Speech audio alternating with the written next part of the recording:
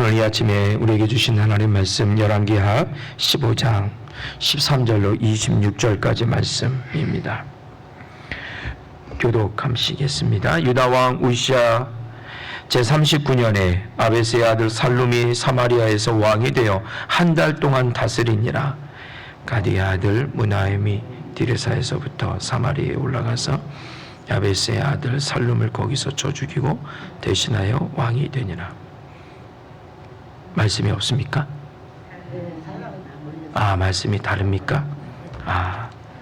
그러세요. 제가 읽겠습니다. 편집하는 과정에서 문제가 있었나 보다. 제가 읽겠습니다. 들으십시오. 15절부터 읽겠습니다. 살룸이 남은 사적과 그가 반역한 일은 이스라엘 왕 역대지략에 기록되니라. 그때 무나엠의 디르사에서 와서 딥사와 그 가운데 있는 모든 사람과 그 사방을 쳤으니 이는 그들이 성문을 열지 아니하였습니다.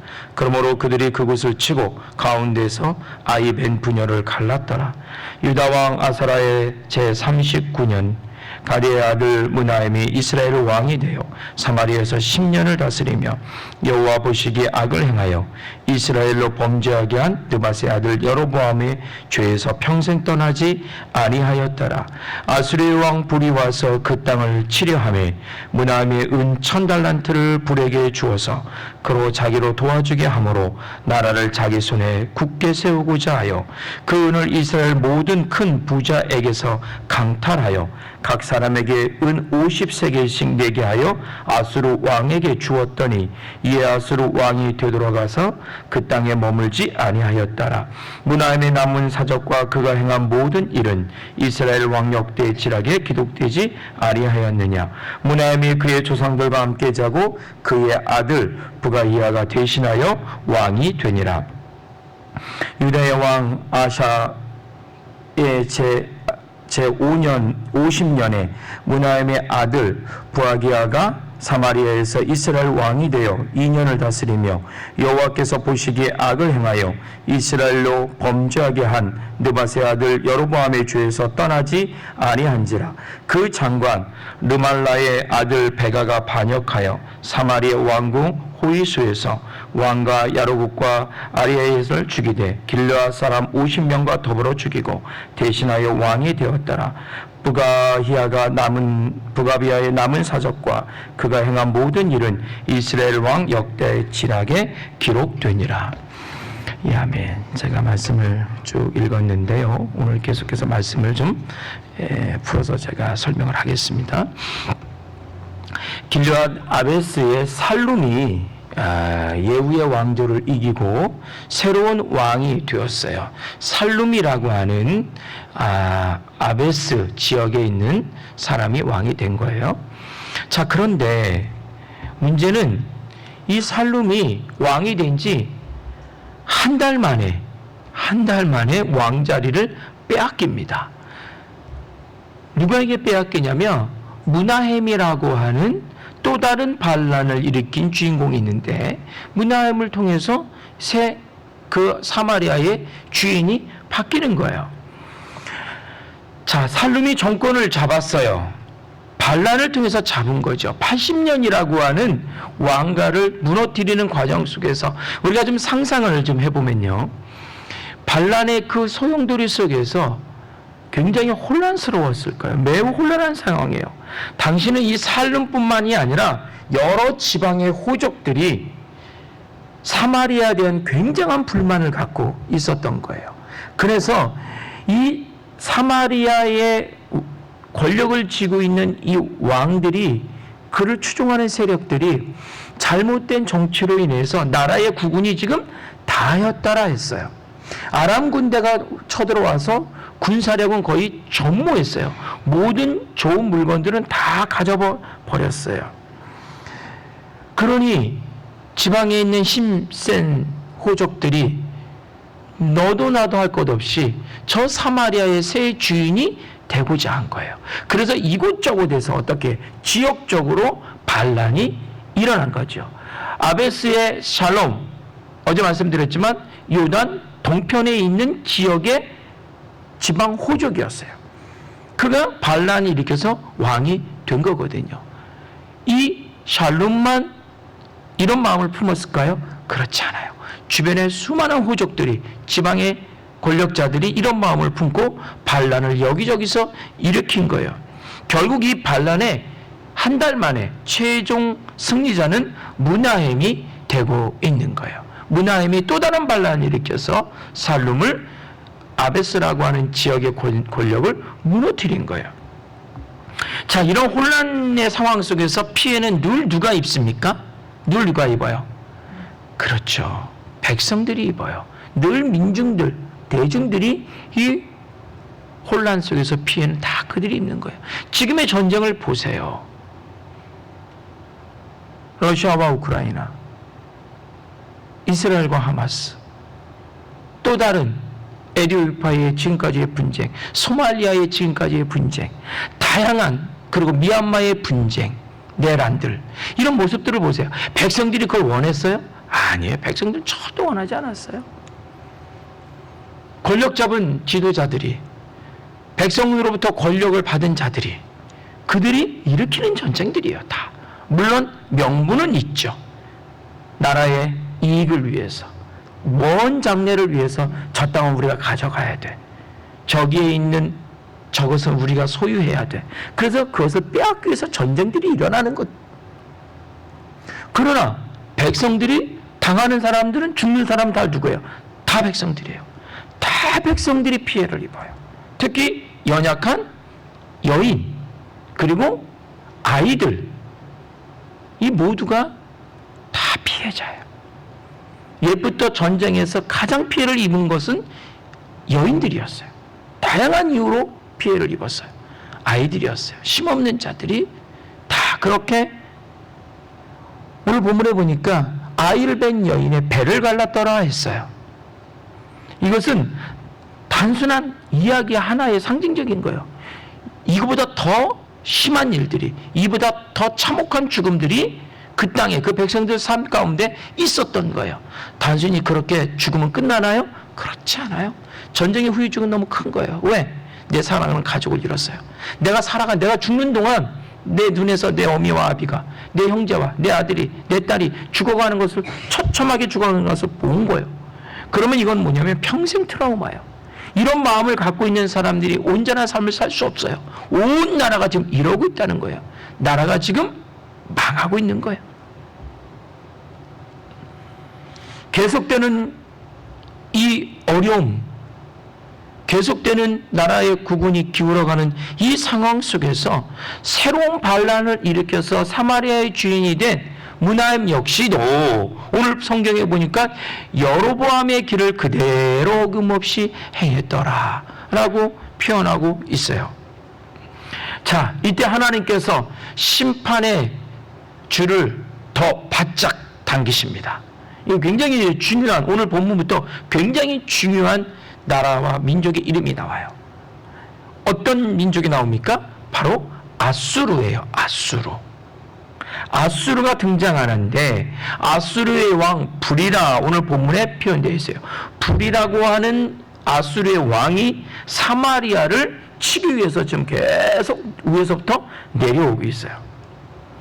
결론은 뭐 우리가 다 아시겠지만 북이스라엘은 이 아수르를 통해서 멸망해요. 그래서 아수르를 통해서 북이스라엘이 역사상 사라지게 됩니다.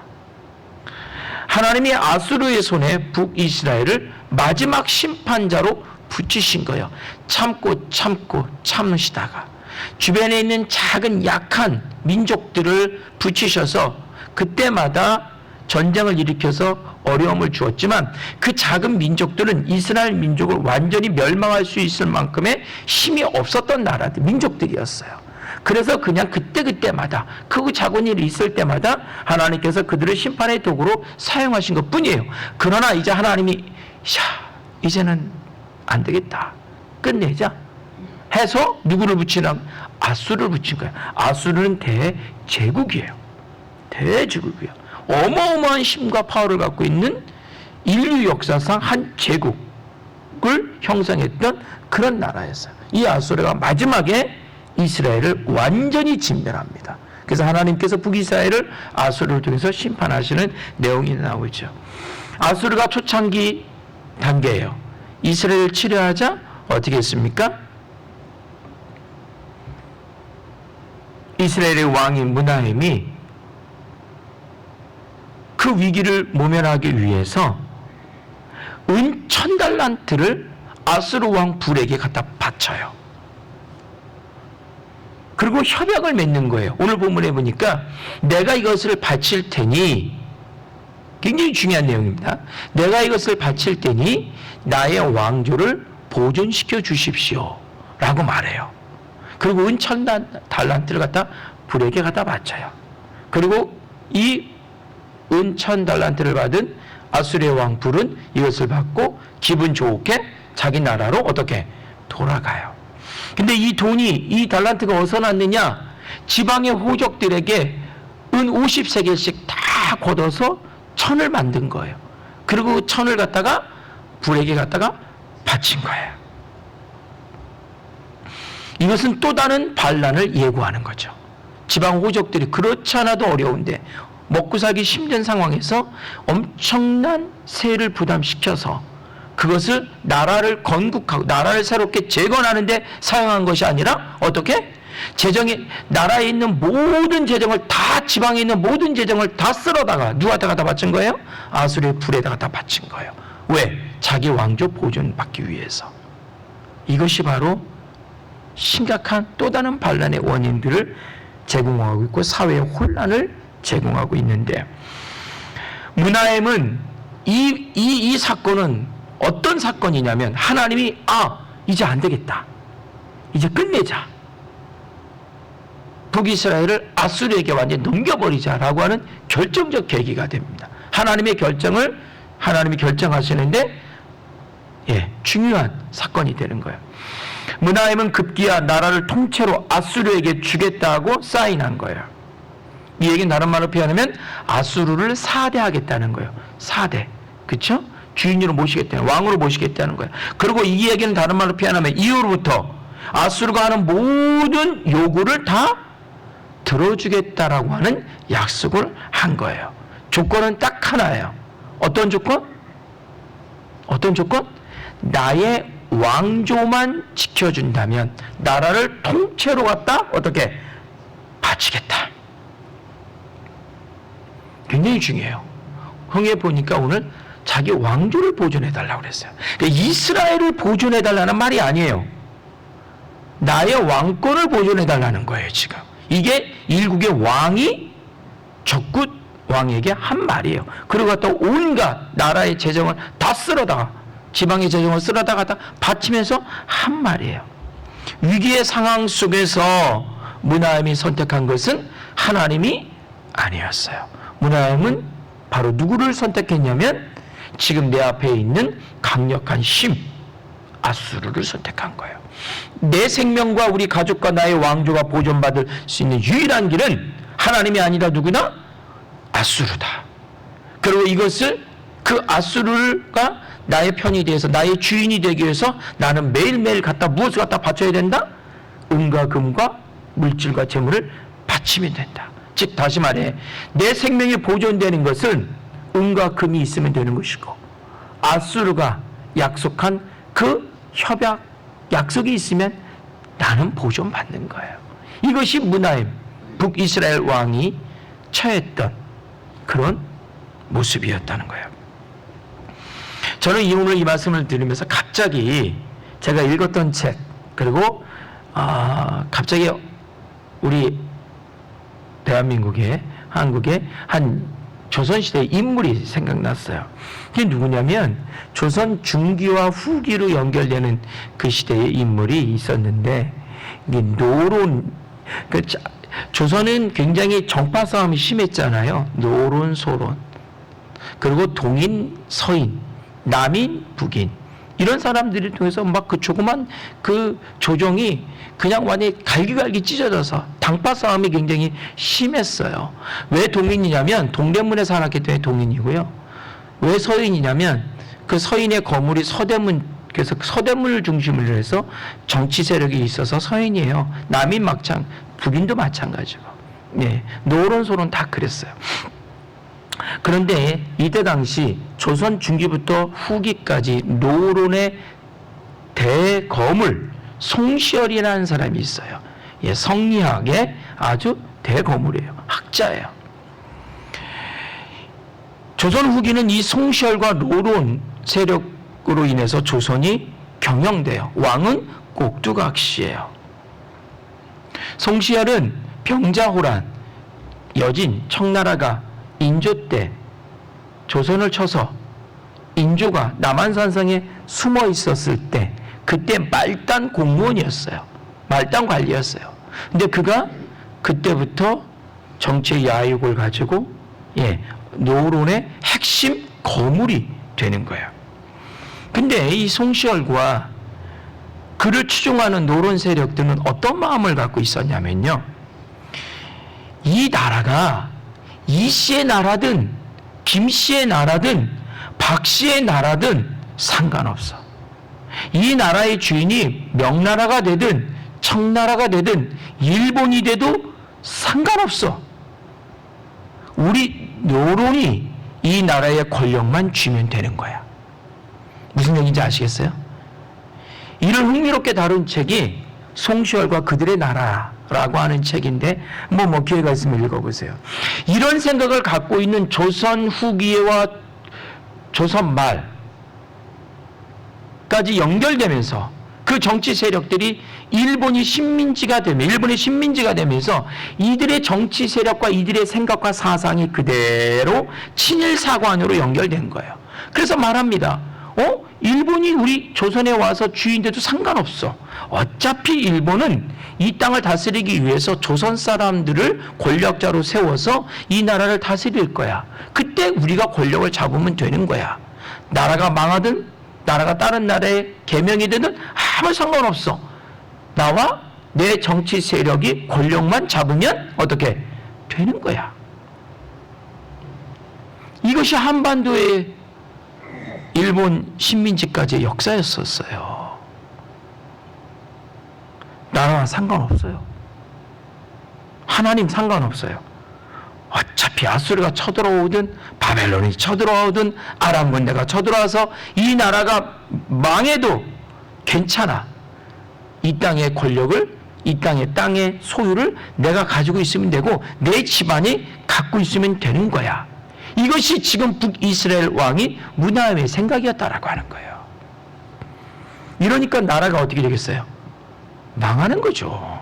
망할 수밖에 없는 거예요. 무나임은 아수르에게 바로 이런 약속을 받은 거예요.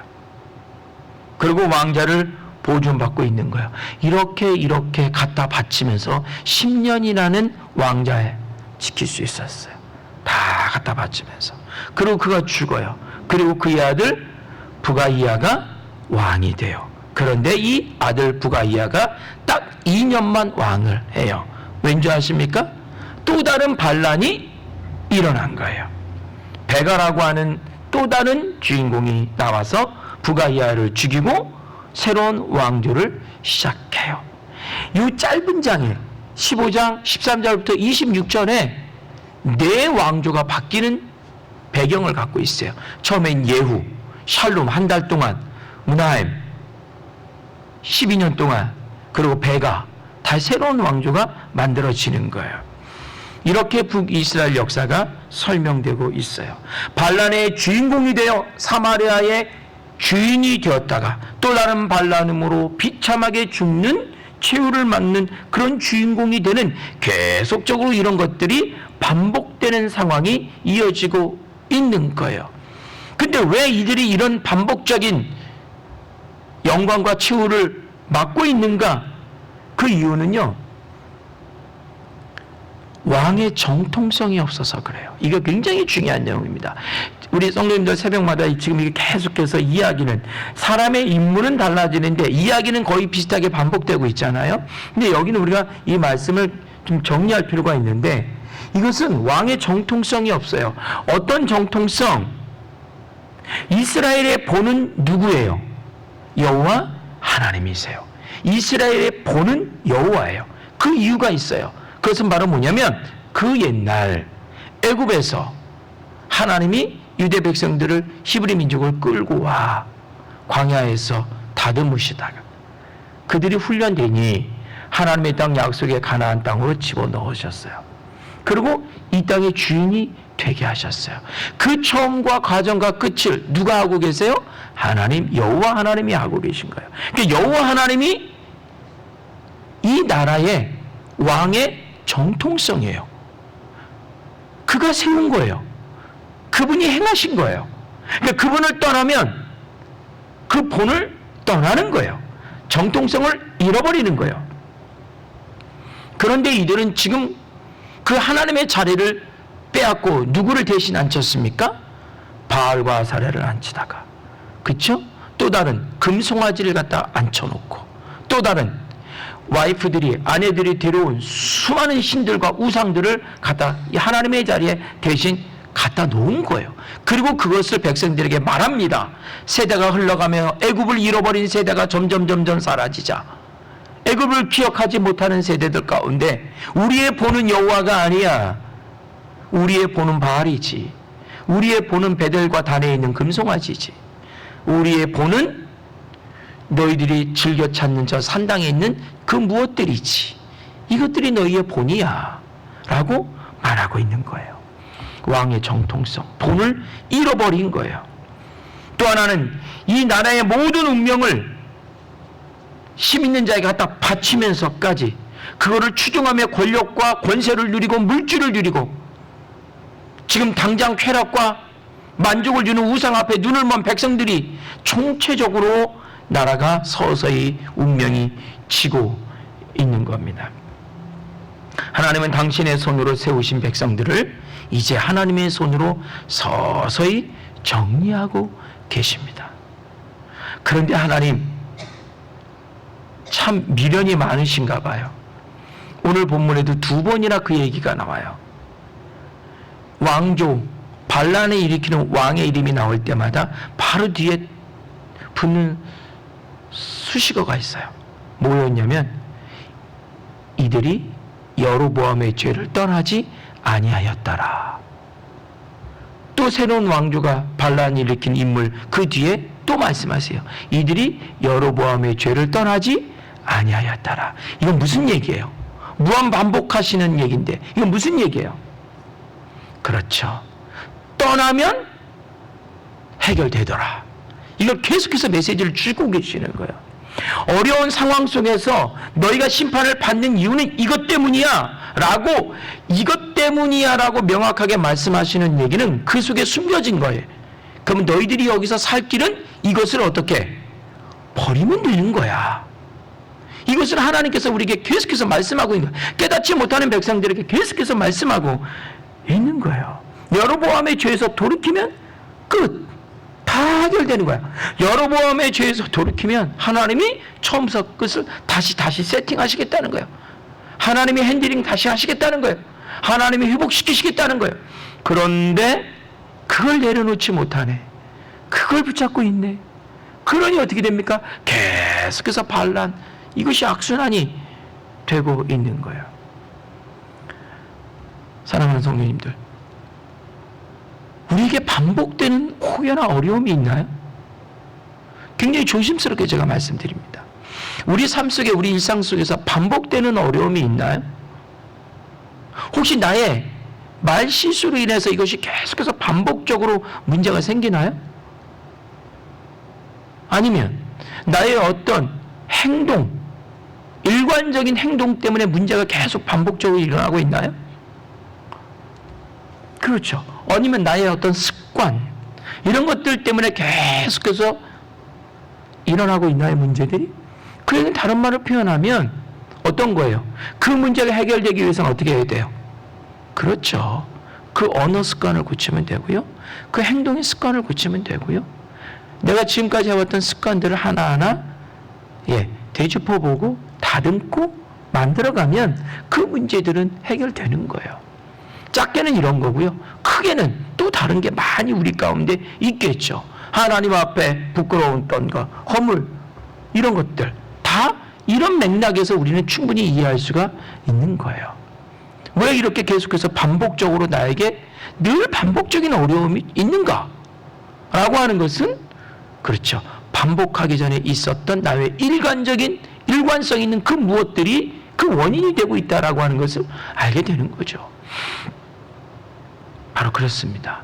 하나님은 오늘도 말씀을 통해서 우리를 심판하시고자 하는 엄청난 계획을 갖고 계시지만 이 심판을 순식간에 180도로 바꿔낼 수 있는 가능성을 우리에게 계속해서 던지고 계시고 계속해서 던지시는 거예요. 말씀을 들을 때마다 이 하나님의 그 작은 가능성을 보시고 붙잡는 저와 여러분이 되길 바랍니다. 이것이 복이에요. 이것이 우리가 살아나는 역사예요. 근데 우리는 어떻게 합니까? 지금까지 해온 너무너무 많은 습관들과 그 전통 때문에 이것을 어떻게 그냥 감각 없이 흘려보내요. 몰라요. 말씀을 계속해서 말씀이 던져지는데도 불구하고 그냥 듣는 거예요. 왜? 너무 듣는 거는 익숙해져 있으니까. 수많은 말씀의 설교와 내용들이 너무 익숙해져 있어요. 그러다 보니 그 들음에 감동이 없는 거예요. 너무도 익숙하기 때문에. 그 들음이, 그 익숙함이 나를 변화시키질 못해요. 나를 끌고 가질 못해요.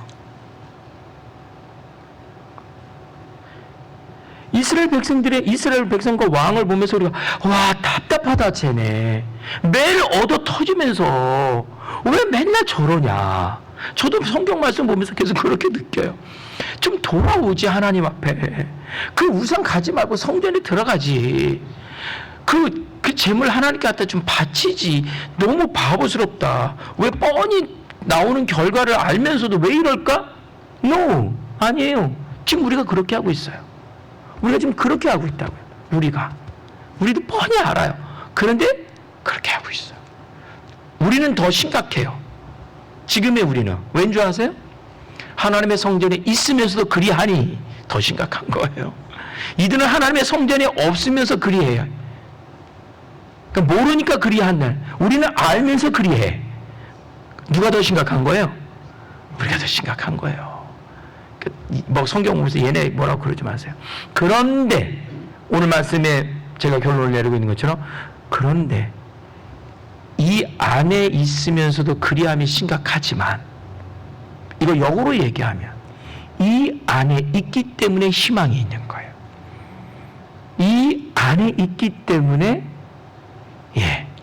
우리에게 소망이 있는 거예요. 이 자리가 굉장히 중요한 거예요. 듣는 자리, 고백하는 자리, 하나님하고 말씀 가운데 씨름하는 자리, 이 자리가 그래서 귀한 거예요. 사랑하는 성도님들, 이 자리를 놓치지 않기를 바랍니다.